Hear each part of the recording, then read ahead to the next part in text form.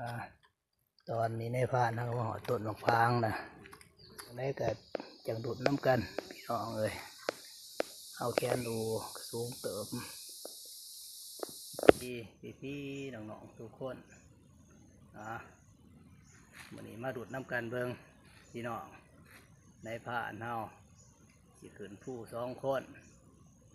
เฮาสิไปพกเฮาเปลี่ยนทิศทางพี่น้องเฮาสิไปทั้งผาหย่อยทั้งกุ้มหอยแก้ว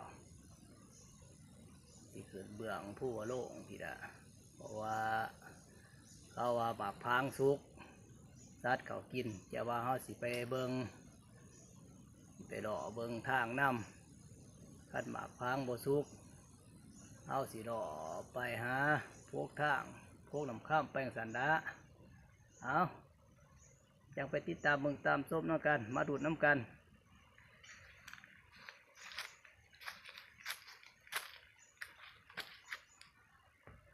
ผ้าน้ำก็มาหอดลาหน่อยนะเขากำลังสิกินข้าวเพราะว่าเขาหล่อมาบ่ทันมานี่ยังกินข้าวกับแจวที่นี่กินข้าวแล้วเขายังสิขึ้นตามผานี่ไปเลยมีทางขึ้นทางเดียวไปหอดลังถึงผาตัวนี้ยังสิมีกกหมากใหม่เขาสิหล่อเบิ่งเพราะว่าเขาหลายปีแล้วเขาบ่ได้มาทั้งผาหน่อยทั้งภูโลงเขา11-12 ปีละจะสิปูทางขึ้นแต่ว่าคนทางก็หก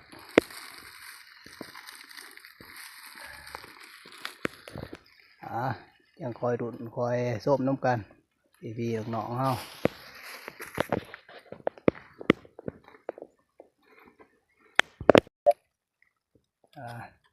ตอนนี้ในพานทางว่าหอต้นมะพร้างนะ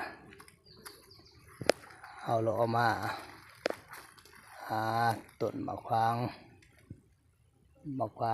อยู่ในผานนี่3-4 ต้นซุ่มนั้นโมเป็นหมากเป็นแต่มะพร้าง2 ต้นแต่ว่าเฮาได้แบ่งกันพกคนละต้นส่วนในผานดุนผีเฮาพกต้นเทิงส่วนในผานผู้ที่2นี่เอามาพกต้นดุมเอาเห็นของสัตว์เขากินอยู่พี่น้องมะพร้างกำลังหล่น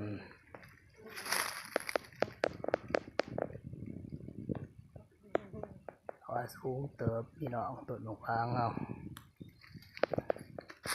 เสียตั้งแต่ปุ๊บหัวแดงเดือนแจงได้เพราะว่าเดือนออกใหม่อ้อยฟ้านกับเขาอ้อยมินกับเขาแต่ในหัวแดงที่สิจังได้ล่ะกูเพิ่งหันมันมากินอยู่จังได้กับจังดุดน้ำกันพี่น้องเลยเอาแคนดูสูงเติมหูเฮายังติดตามมึงตามส้มน้ำกันว่าจะเป็นไปจังได้ในมือแดงนี่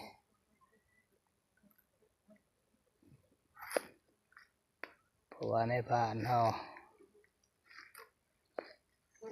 เปลี่ยนทิศทาง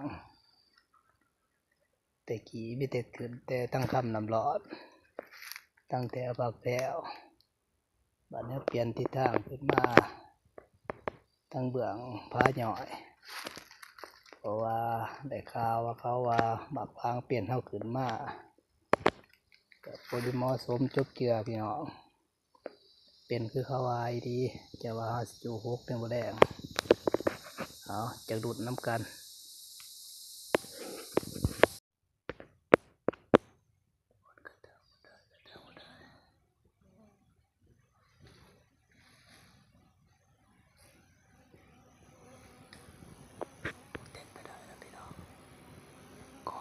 2-3 ตัว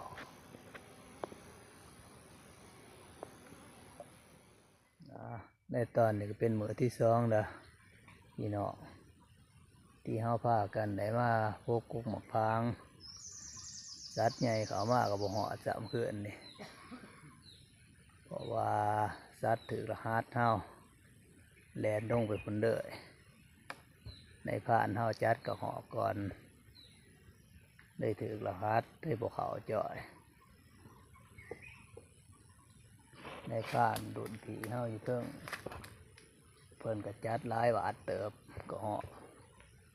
จักสิได้จักโตละส่วนในพานรูที่สองนี่จัด2 บาทบาทตะบิดตกบาทที่2ถืออินแลนด์ตอนนี้เฮาสิไปเก็บกระเหาะก่อนก็จัดกระสูงเติบตอนนี้เฮาเบิ่ง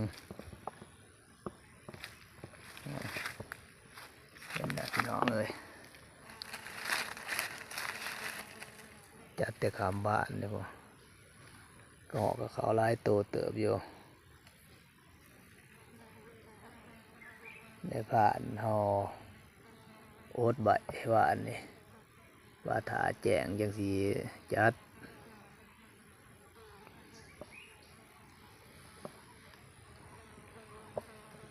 ตอนนี้เขายังถ้าในผ่านเขาลงมาอยู่ในผ่านเขา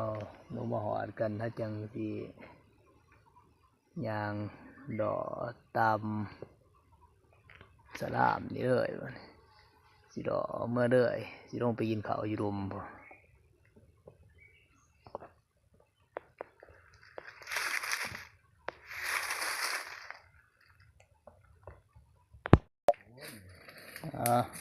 ตอนนี้ในผ่านเขาก็มาหอดกันนะพี่น้องเลยเขาได้ก็หอบ3 ตัวเขากำลังไฟเผากินเขาที่เพราะว่าเขากินเขาเทียนบ้านเนี่ยคนกินเขากับแจวเขามาพอกู้พังเขาก็ขึ้นอูแต่2 โมงคนเลยบนกินเขาเลยแบ่งกันไปพวกปูละต้นอมไผ่อมมั่นเขาก็ดี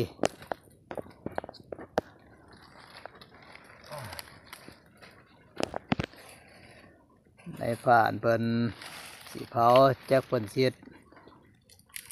เดี๋ยวไรล่ะสีปีงบอกด้วยว่าเพิ่นสีต้มเดี๋ยวแต่เพิ่นเฮ็ด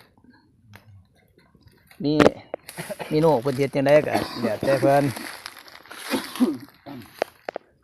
ทางมูหรือว่าทางฟ้ามามินคือจังบ่เห็นของนะมิน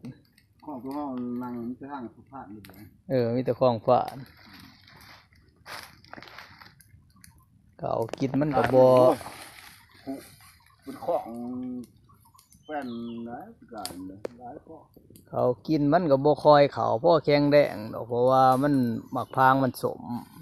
ตื่มว่ามันบ่ทันสุกเพราะแข็งแรงว่าซั่นซะฟางเห็นว่ามันบ่ทุกบ่สมเลยนะแต่ว่าเฮามันทุกแห้งมันหวานจนว่าเนี่ยมันซ้ำนี่พวกมันนั่งเหลืองเนี่ยเนี่ยสม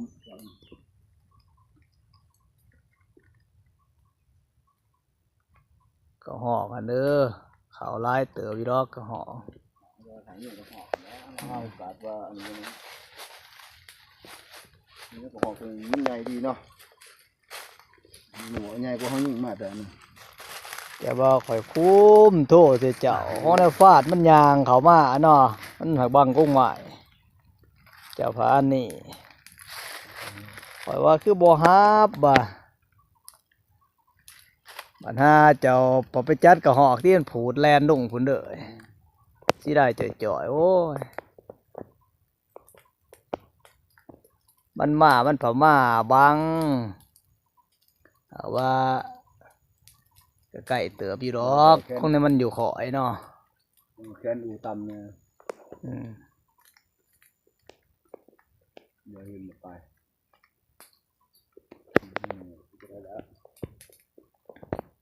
บอมถือกิ กินเห่าย่างพาไปแถวนั่นเด้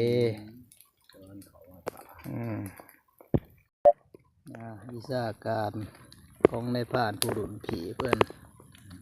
เขาก็ห่อเพื่อนเอาหนามพ่มเพื่อนเพราะว่าจะลบออกง่ายคันได้เผาไผ่คันได้จุ่มน้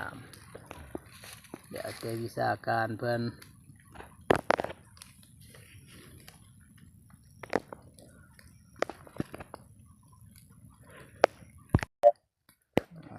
ตอนนี้เราก็ดังสิเผาเดี๋ยวแล้วพี่น้องเลย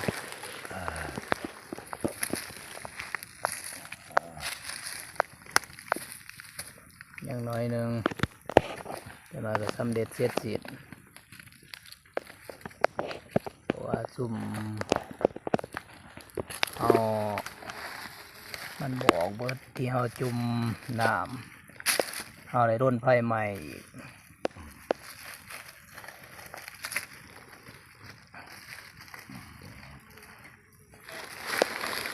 ไว้เอาเป็นการคักเติบได้แต่ได้น้อยเดียวที่กระหอบเขา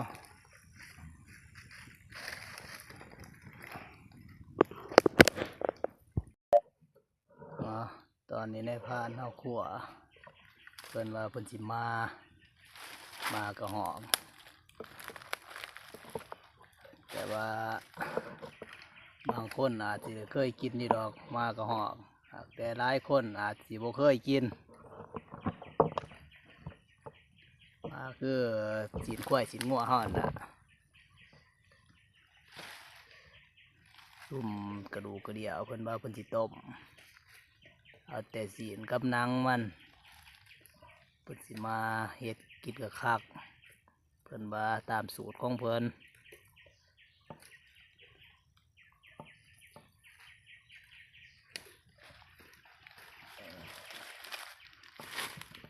หมอต้มเขาคือโวย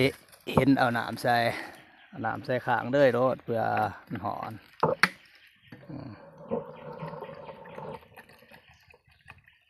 ขอบ่หรือว่าจะมักสดน้ำได้ว่ามีให้น้ำลายโผดเลย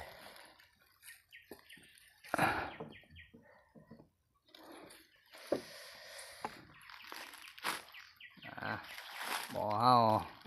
โผดถ้าจังไสพอดีแล้วก็เอาปักตอนต้มน้ำ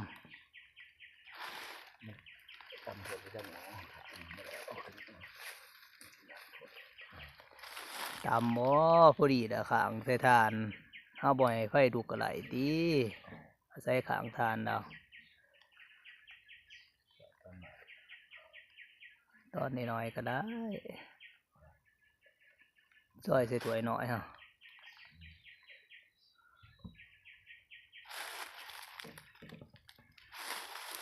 โคนเพนมันผักใส่ตอนตกหม้อผุนเบิด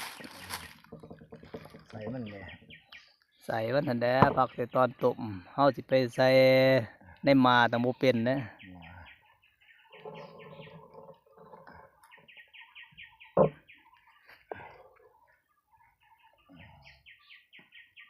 เผียงใส่น้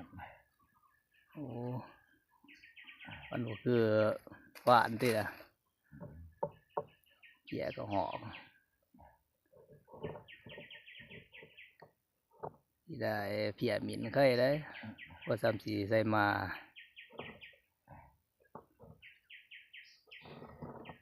แต่ว่า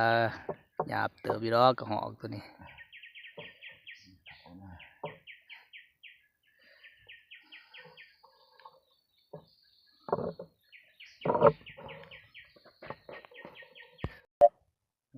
ตอนนี้ในผ่านเพิ่นเริ่มปรุงละมาเพิ่นประเด็กเป็นงัวเพิ่นใส่จักหน่อยได้กินดอก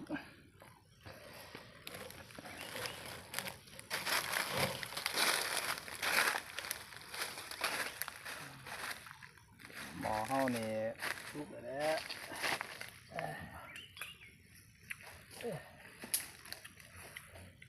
จะได้แสบอยู่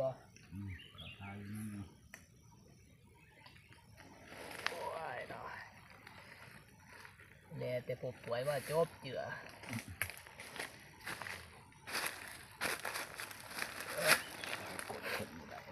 ฮะ เป็นมากกว่าอย่าน้ำเลย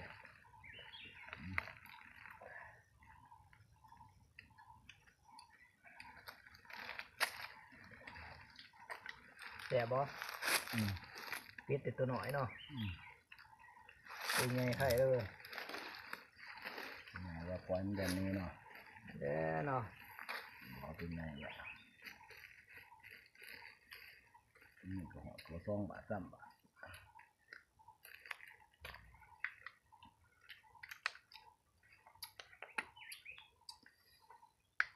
น้ำตาใสเฮา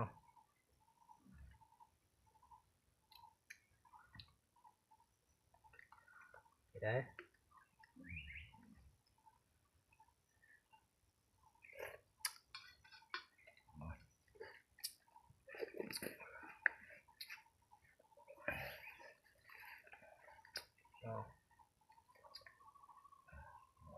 ถ้าจะจัดงานผ่าดไอ้ที่ได้ร้ายเนี่ย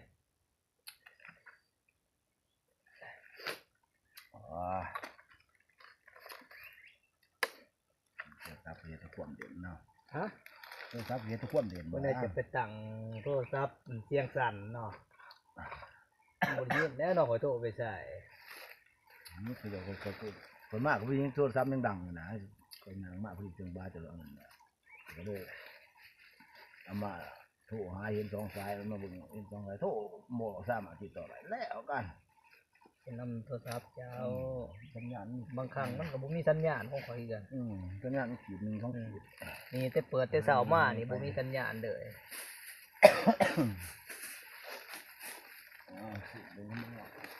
ฮะ มาห้องไหนกันมาหน่อยอ๋อเอาหอมแก้มเฮามีทุกชนิดมื้อนี้สิได้แต่บ่ได้สัตว์ใหญ่ จำหน่อยกินไปสันดาเย็นก็ได้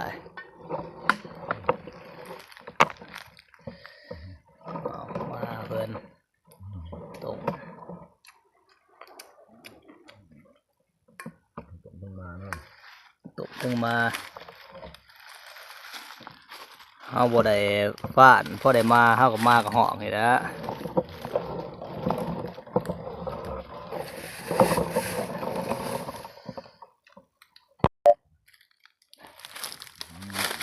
หยาบดีเหาะกันน้ำก็ตกเหาะนี่ก่อนเหาะนี่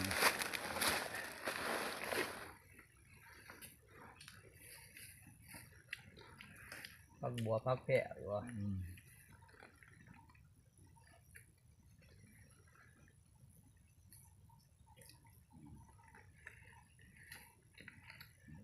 กินข้าวเดี๋ยวจังว่ากันสิเอาไปจังไดสิพกต่อบ่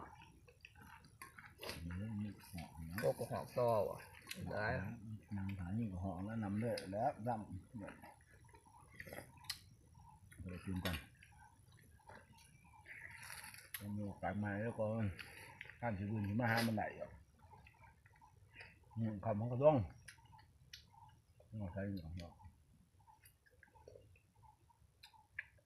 เอาบามเขาแล้วผมขับเว้ยเอาบามเขาเราไป10 วันน่ะถ้าให้ยังช่วยแล้วสมบูรณ์2,000 บาทตั้ง4 วันมันไม่เอานะ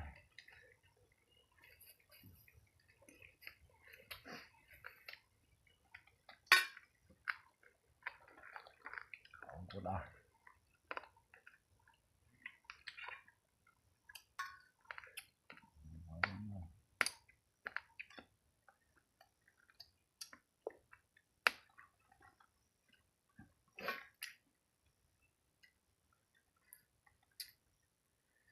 ทำบิดโทรใส่สวงนั่นน่ะสวง3 โมงเพราะว่าจะไปรอหาของบนเทิงจะไปกวดบนแถวเทิงหามีของนี่หัวเยอะข้ามจังหาของได้ไม่ก็เห็ดหมิ่นไว้มันอยู่เท่า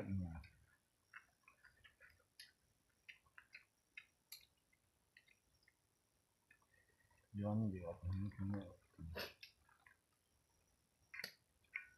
หนอทองเขาขำอ่ะเรื่องนี้หยดแล้ว เอามาดูเรื่องมันอยู่สิบอก ฝากคนจะหยดเนี่ยจะจำมันคนบอก บรรดากบตะกบมันบ่มีโอ้ยแกเด้อ ตัวตะกบมันก็มีตัวหยดใหม่ มันมีมันบาหมิ่นเนอะโลกเซกินหมากตะกบแต่มันอันนี้ก็ประเภทมันคลองหมากมัน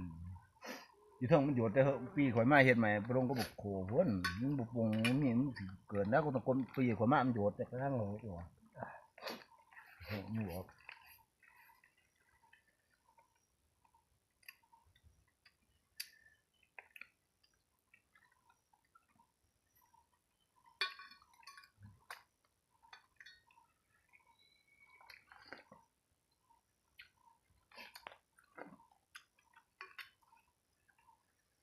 เป็นบักเรือเป็นหมากวันจ่อยเด้อ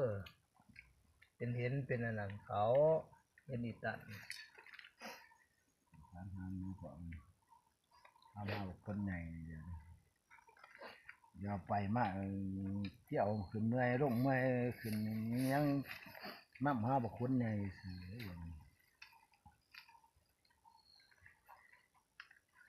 เอากระหอกหง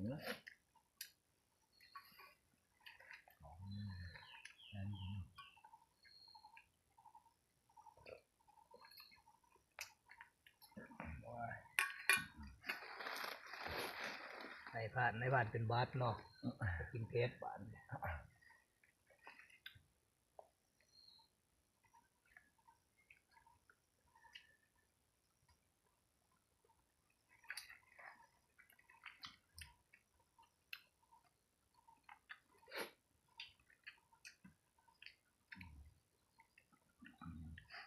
มันกำลังเศร้าไข่เลยมาไอก่อน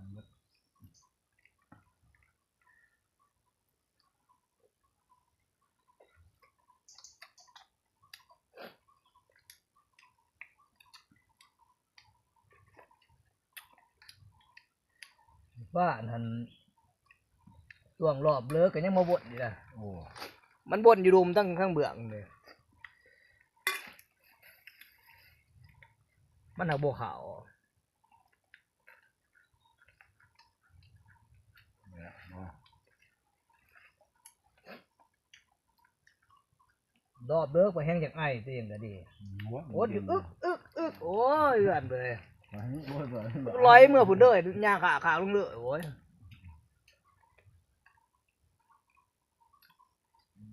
เอาอดไอ้ตัวแล้วคันก่อเป็นขึ้นมาเก่าไว้ต้องมาอยู่ต้องไปเผยว่า อาทิตย์เจ้าเป็นมืออ่อนเลยดิ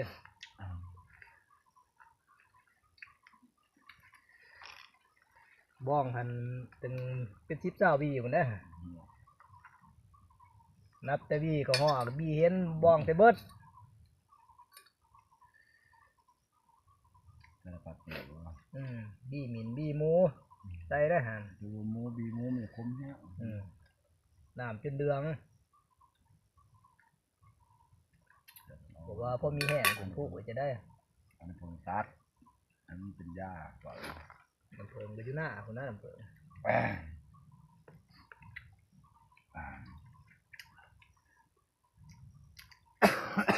อันนี้ผมใส่ไปเลยหรือว่ามันออกดิออกมาเองมันมักมันสมมันมักกันอย่างลองแบบ ลำเพิงใส่เป็นยาว่าลำเพิง มันเป็นหญ้าใช่ไหมมันจะว่าใส่ตะความบานได้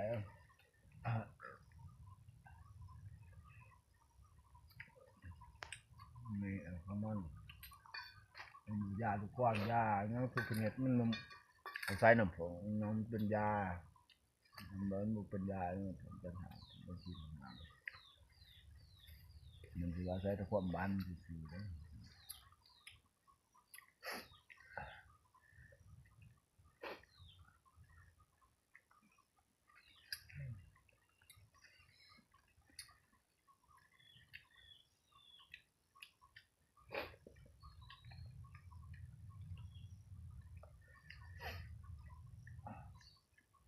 ไก่นะปล่อยว่าอันนี้แลนเข้ามาบ่ง คันเฉยวะ ว่าจะเปิดโทรศัพท์บอกว่าเพราะว่าทันเยอะ ก้อยเอา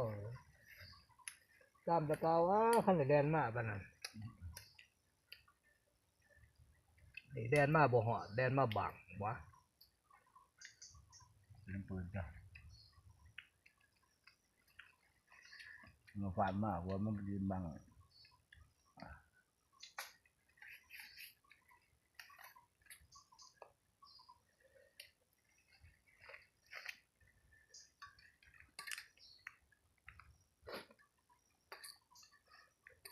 ผมบังมากๆเลยแต่ว่าบังเหม็นกับหัวคนไหนอยู่นี่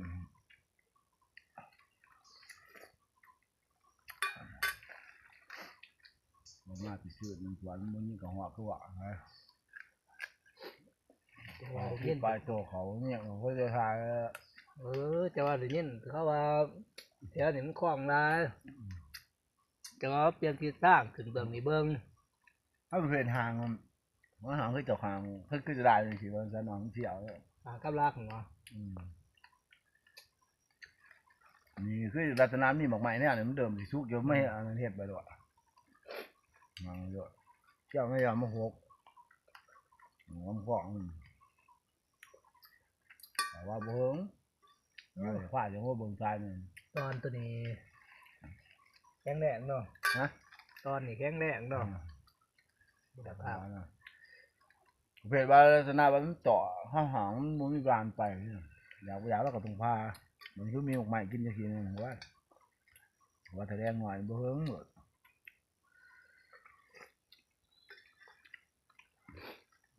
đóมันหนักสูงได้เว้ย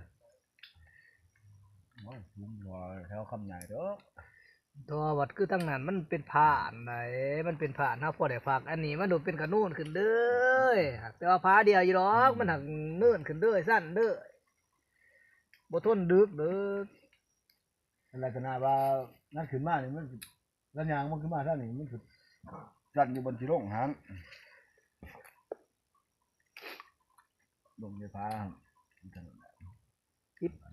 หวายบ่ได้มา10 ปลายปีเนาะแต่ข้าวครัวพุ่นติแต่ข้าวมาครัวว่ะอยากดื้อหมื้นเด้ก็มาผู้ประโยชน์นำเนาะกงใหม่มันเกิดเปลี่ยนเบิดกงเปลี่ยนเบิดติคอยมาแล้วขัวข้าวขัวแรกขัวดินขัวแรกมาขัวแรกก็มันก็ได้แรกอยู่มันห้องเขาขึ้นมาบิดชุดทางขึ้นปั๊มกันเนี่ยเขายางลงมาต้นห้องปั๊บได้แรกอยู่หั่นแหละต้องโตแรกทางขุด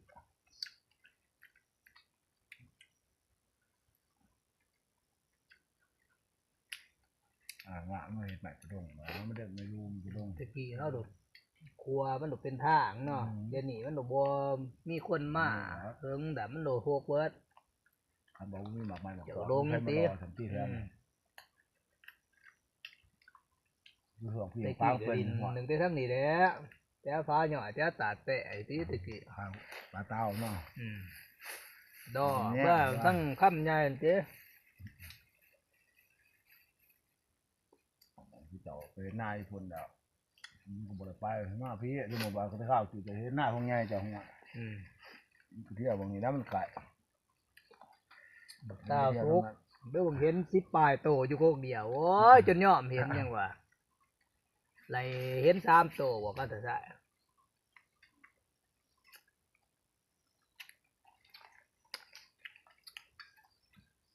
เดือนที่ยอมเพิ่นไปเด้อ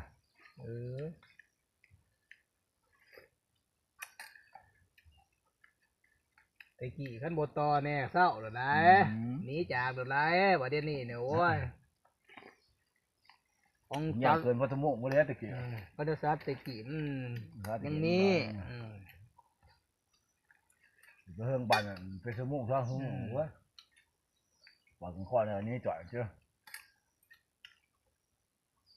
ซัดประเภทซัดอึดคือคู่มือนี่หอยเบี้ยนเป็นแจงนี่ดอกก็โซ่นี่บทไปใช้คือว่าอย่างเงี้ยน้องถ่ายแจงเขาอ่อนเจ้า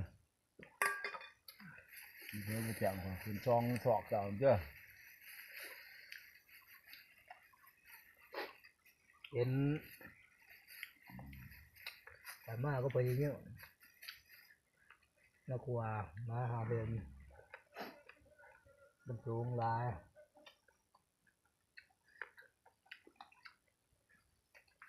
เรียนจะได้กับบ่ละดังไฟเนาะก็กองไฟดีกองใหญ่ขึ้นลูกเบิ่นไว้มื้ออื่นตอนเช้าจังขึ้นไปจู่ได้อยู่เถิงผลนอนเซยถึงอุ่มพอโอ้ค่อยว่า อยู่ไว้พี่แตงเดียวตอนนี้พญาแดงกระดัดก็พญาแดงก็บอกแตงก็บอกคือไม่ใช่หม้อเหนือ ตอนนี้เฮากินข้าวกินน้ำแล้วนะกาแฟคาเฟ่กินแล้วนะเฮาสิไปพวกกุ้งฟางต่อเฮาสิไปลักเบิ่งกระหอกอีกสีคำซ้ำโมงเฮาจังสิรอลงเด้อจังมาดูดน้ำกันต่ออีกพี่ๆน้องๆหลังจากเฮากินข้าวแล้วพี่น้องเอามาพวกกุ้งใหม่คือเก่าหั่นน่ะเอาให้ในผ่านผู้รุ่นพี่เฮาพวกกุ้งหมกฟางส่วนในผ่านผู้ที่สองนี่เอาอะไรมาพกมาลากอยู่บนเฟื่อยบนกอหอกไตมาเพราะว่าเพิ่นถือกันมา2 ตัวในผ่านเฮาได้จัดไปตัวหนึ่ง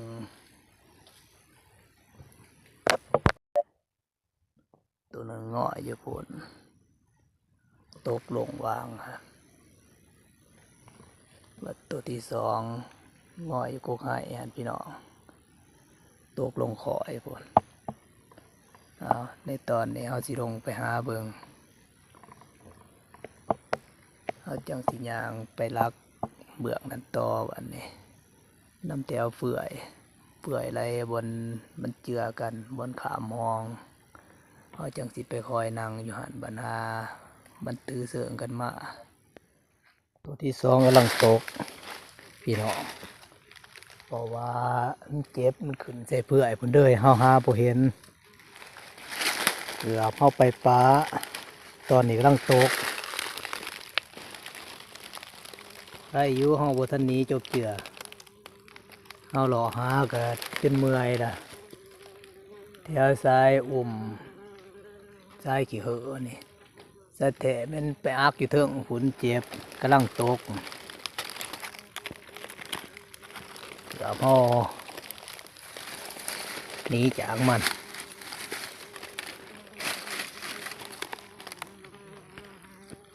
อันนี้ก็เราว่าบ่ได้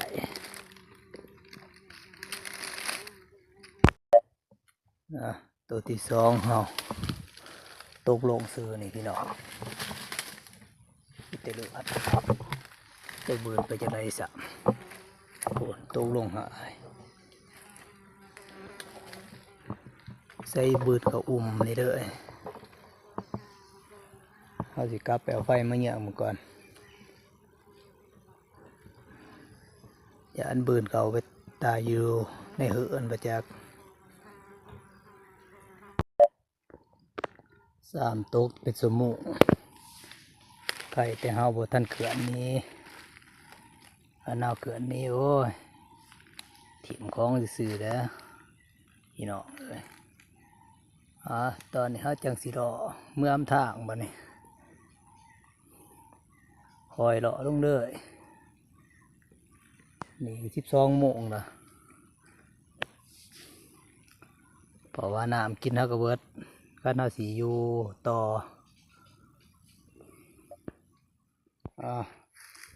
ตอนที่สองในผ่านเฮาก็ได้มาหอดทางลงละทางลงทางคาโคมเฮาเลาะตั้งแต่พุ่นมาไกลพอสมควรเป็นสมุพุ่นละพี่น้องยังเฮิงเต๋อเพราะจะสิหอดดินเพียงนี่ผู้ตั้งแต่ละหน่วยต่างกันเพราะว่าทั้งค่ำน้ำร้อนเท่าขืนทั้งภาคแพ้วมันสิมีปลาลงรีบลายทั้งเบื้องคาโคมนี่เป็นปลาใหม่สางผ้าลายพี่น้องเลย แหงกระแดงย่ามนี่ช่วงเดือนหาใบไม้โดนเบิด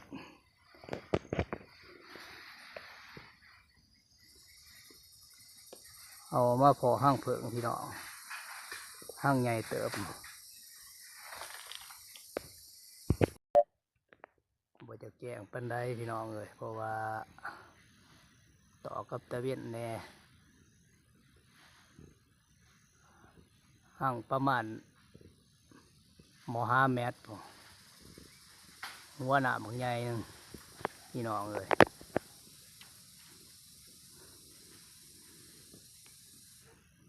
วางเบิงเขาสิขึ้นมาเอาบ่จักเผิงเพราะอะไรน้ำมันไปเฮ็ดบ้านเฮ็ดยาบ่ว่าแต่เฮ็ดยาพี่น้องเลยเฮ็ดแจวหวานกินสมก็ได้คันเฮาไหลน้ำเผิงคันมื้อใดเฮาบ่มีของกินเฮาเอามาใส่ถ้วยจำกินกับข้าวก็มีแห้งย้อนตอนนี้ได้ผ่านผู้ฤทธิ์ผีเฮาเพิ่นฝากเศร้าเมื่อยกินน้ำกินได้เฮาขึ้นมาเมื่อนี้ขึ้นทั้งนี้เพื่อมาโฟกัสกับแนน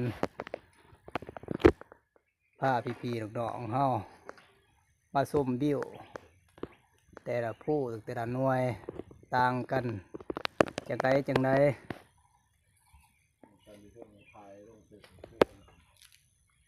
นี่คือผู้ตั้งคาโคมพี่น้องทำยินตัวนี้ขั้นฝนตกอาจสิเพิ่งพ้นได้อยู่สีบุเปียกย้อนดอกถ้าเราออกจากถ้ำนี่ไปแถวดุมเปียกถ้าเรามีประเภทอย่างสีบุเปียกดอก